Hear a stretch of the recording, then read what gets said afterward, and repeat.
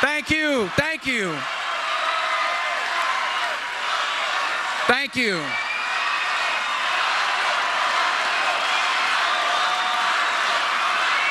Thank you. You probably, thank you. Thank you. I think you've heard this before from someone else, but I want to say it. I love you, Miami.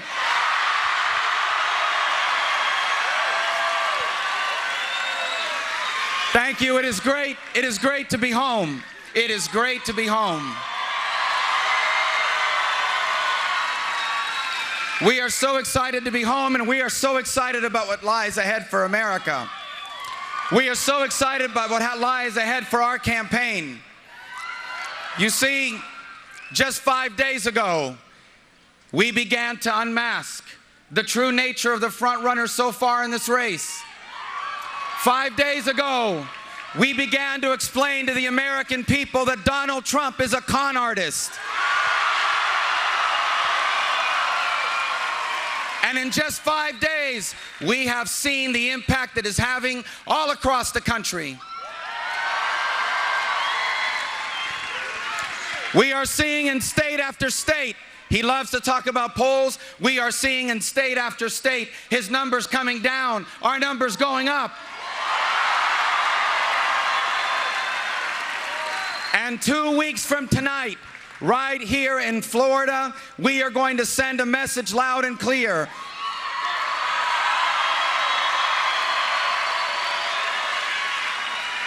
We are going to send the message that the party of Lincoln and Reagan and the presidency of the United States will never be held by a con artist.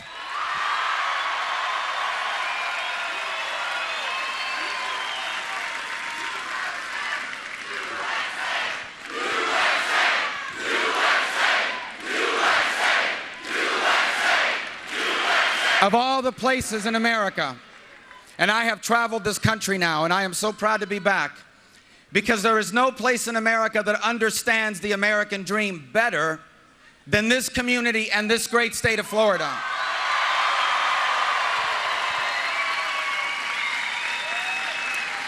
Like our country, this is a place built by people who always work hard for a better life. Here in this community, we have all been shaped and raised by people that know how special America is, because they know what life is like outside of America. By millions of people who lost their homeland, by millions of people that lost their future. But thank God they found this great country where anything is possible, where everyone can go as far as their talent and their work will take them.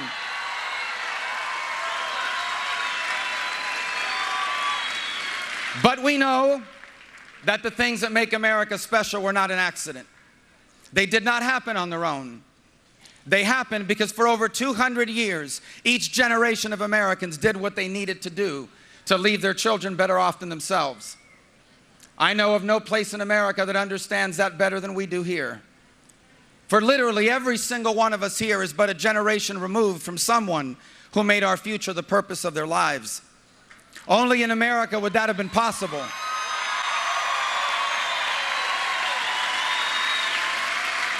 But that American dream that changed our lives and changed the world is in trouble now. For the first time in a long time, young Americans believe the American dream is dead. It is not dead, but it is in a lot of trouble. Because after 8 years of Barack Obama, the American dream is slipping away for millions. But here's the good news. We do not have to remain on the road we are on right now. And when I am President of the United States, we will not just save the American dream, we will expand it to reach more people than ever.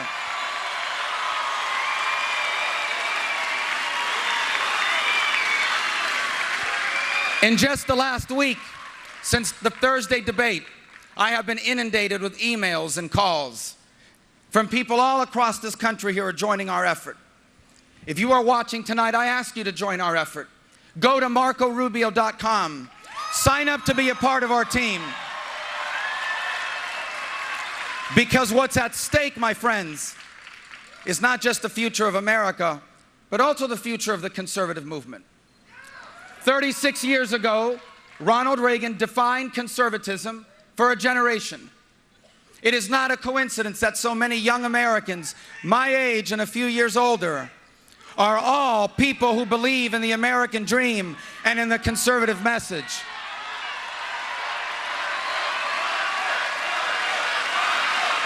Because we are the children of the Reagan Revolution.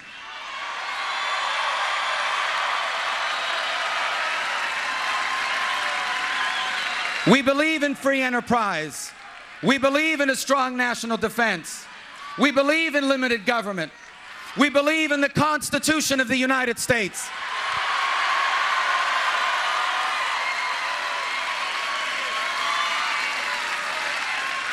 We believe the world is a better place when America is the strongest country on earth. And we know that America is strongest when it stands with its allies, allies like Israel. We will always be on their side.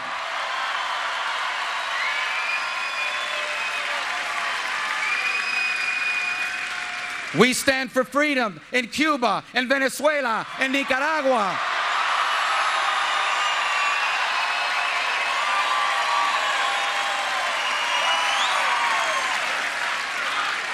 These things are not negotiable.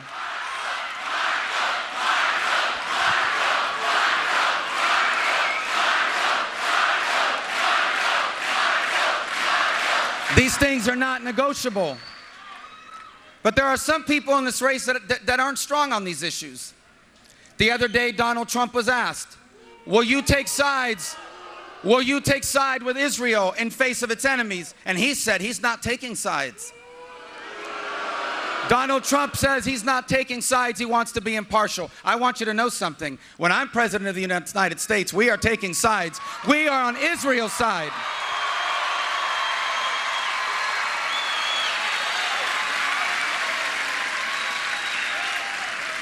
And the world will know we're on Israel's side, because on my first day in office, we will cancel Barack Obama's deal with Iran.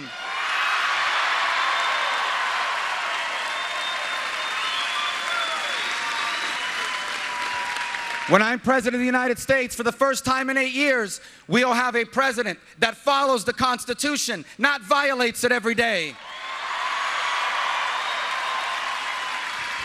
It'll begin on my first day in office, because on my first day in office, I am going to cancel every single one of Barack Obama's unconstitutional executive orders.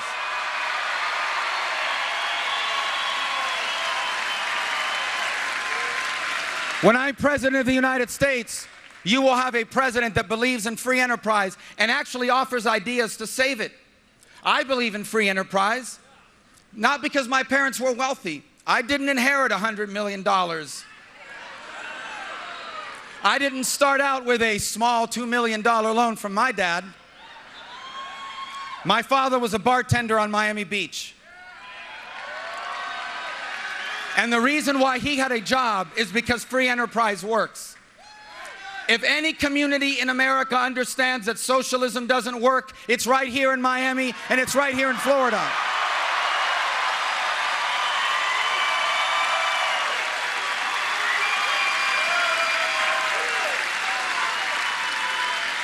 When I'm president, we're going to reduce our taxes and regulations. We're going to save Social Security and Medicare and balance our budget. We're going to fully utilize our energy resources. And my plan is a lot more than just getting rid of the lines around the states. On health care, we are going to repeal and replace Obamacare once and for all.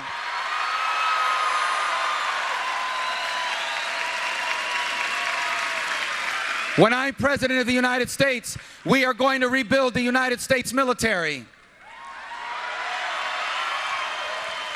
When I'm President, we're going to have a real war on terror, which means the best intelligence agencies in the world will find the terrorists. The best military in the world will destroy them. And if we capture them alive, they're not getting a court hearing, they're not getting a lawyer, they're going to Guantanamo.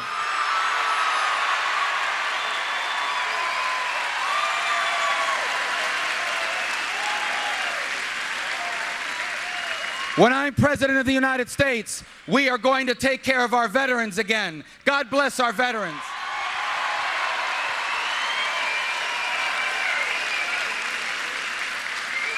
And by the way, when I'm President of the United States, you will have a president that every day will do what I will do right now. I want to thank our firefighters and our police officers for everything they do for us.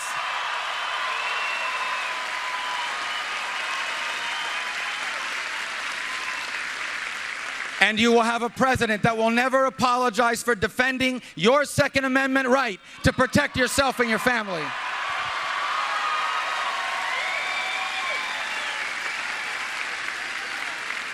These are indeed difficult times, and many people are struggling. I know many of you are struggling. Do not give in to the fear. Do not give in to anger. Do not give in to sham artists and con artists who try to take advantage of your suffering and your hardships.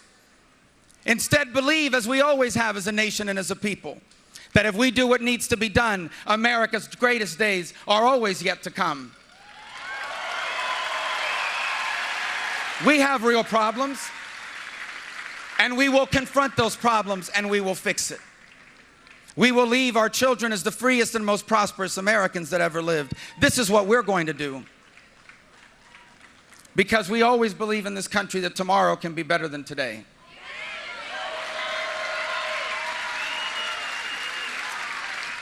There is a lot of work to be done.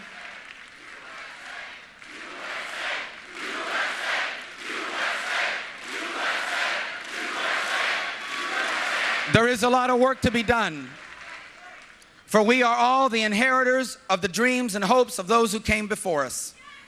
For 200 years, each generation of Americans has done their part. Now the time has come for our generation to do our part. And when I'm President of the United States, this generation will do its part, not just to save the American dream, but ensure that it reaches more people than it has ever reached before.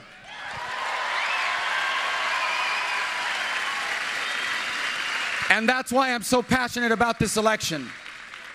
That's why I want you to understand that no matter how long it takes, no matter how many states it takes, no matter how many weeks and months it takes, I will campaign as long as it takes and wherever it takes to ensure that I am the next President of the United States.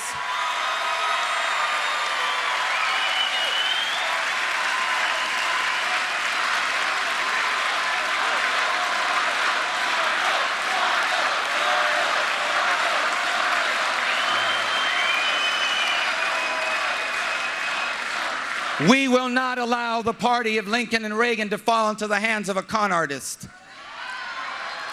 We will not allow the next President of the United States to be a socialist like Bernie Sanders. And we will not allow the next President of the United States to be someone under FBI investigation like Hillary Clinton.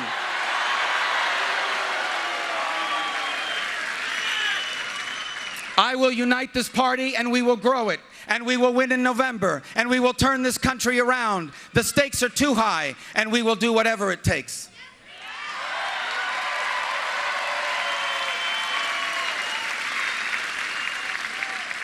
We have some states awaiting for me in the next few days, but then we're coming to Florida.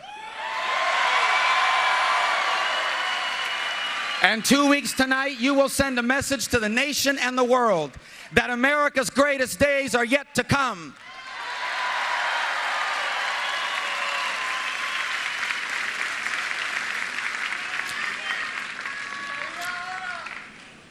Just a few brief words in Spanish, and I want to close in English. Porque estamos en Miami.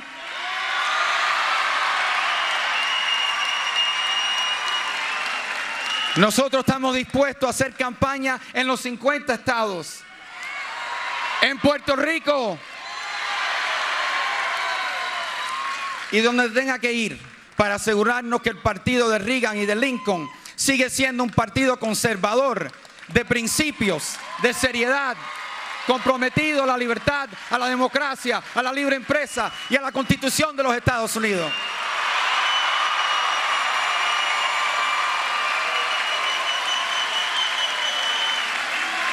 Florida, I know you're ready.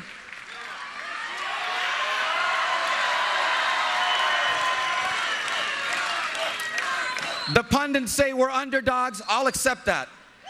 We've all been underdogs. This is a community of underdogs. This is a state of underdogs. This is a country of underdogs. But we will win. And when we do, we will do what needs to be done. And our children will be the freest and most prosperous Americans that have ever lived. And the American dream will change more lives than ever before. And we are going to leave for our children what Americans always leave their children: the single greatest nation in the history of all mankind.